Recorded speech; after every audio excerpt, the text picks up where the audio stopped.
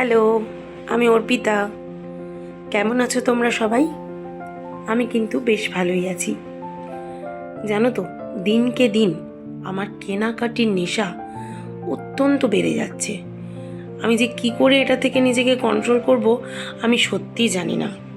School থেকে ফিরে সেদিন আমার দুটো মিশোর পার্সেল এসেছিল।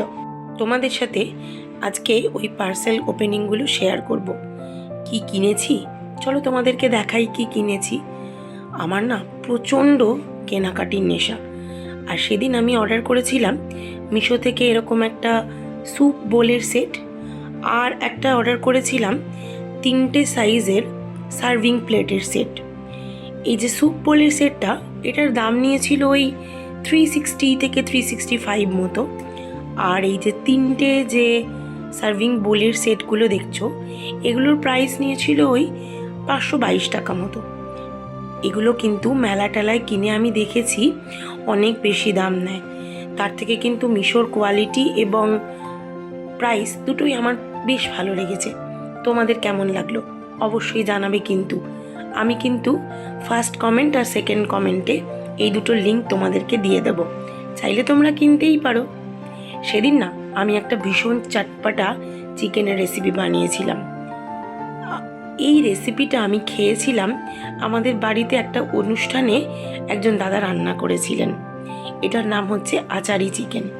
এটার জন্য দেখো আমি প্রথমে শুকনো খোলায় 4-5টা শুকনো লঙ্কা আর 2 চামচ মতো 5 ফোড়ন ড্রাই রোস্ট করে আমি ওটাকে মিক্সারে গুঁড়ো করে রেখেছিলাম। একদম ফাইন পাউডার বানাইনি, একটু দারদারা রেখেছিলাম। আর যে রান্নাই হোক না কেন, আমার বাড়িতে মাংস রান্না হবে কিন্তু আলু পড়বে না, এটা হতেই পারে না। তাই দেখো আলুগুলো কেটে আলুগুলোকেও নুন হলুদ একটু কাশ্মীরি লঙ্কা গুঁড়ো দিয়ে সুন্দর করে ভেজে তুলে নিয়েছিলাম। আর ওদিকে তো এই মশলাটা আমার রেডিই ছিল।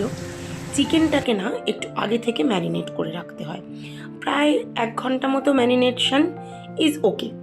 চিকেনটাকে এই যে মশলাটা বানিয়েছিলাম সেই মশলাটা, টক দই আর বেশ খানিকটা কাশ্মীরি রেড চিলি পাউডার, আর এখানে আমি দিয়েছিলাম দেখো আচার, যে আচার তোমাদের কাছে থাকবে। আমার কাছে একটুখানি গার্লিক পিকল ছিল, আমি সেটাই দিয়েছিলাম। মিক্স পিকল দিয়েও কিন্তু এটা খুব ভালো হয় জানো তো। এটা দিয়ে পুরোটাকে সুন্দর করে একটু ম্যারিনেট করে নেবে। এই ম্যারিনেট করে রাখার সময় এটাতে তোমরা কিন্তু নুন দিতে পারো, আমি যদিও চিকেনের নুনটা পরে অ্যাড করি। এবার তেলের মধ্যে শুকনো লঙ্কা আবারও একটু 5 ফোড়ন দিয়ে খুব ভালো করে ভেজে নেওয়ার পরে দেব অল্প একটুখানি হিং, কারণ তোমরা খুব ভালো করে জানো যে হিংয়ের গন্ধ কিন্তু আচারে ভীষণ ভালো লাগে। এরপর পেঁয়াজ কুচি দিয়ে দিলাম। এটার জন্য কোনো তামঝাম লাগে না, এক গাদা মশলা লাগে না। তারপরে ওই 1 ঘন্টা আগে ম্যারিনেট করে রাখা চিকেনটা দিয়ে অল্প নুন দিয়ে একদম ধিমে আঁচে আমি এটাকে কষাতে থাকবো। ভাজা আলুগুলোও দিয়ে দিয়েছিলাম, কারণ চিকেন যখন 1 ঘন্টা ম্যারিনেট হয়ে আছে, আলুগুলোর সাথে কষতে কষতে আলু চিকেন দুটোই কিন্তু সিদ্ধ হয়ে যাবে। ঢাকা চাপা দিয়ে রান্না করো।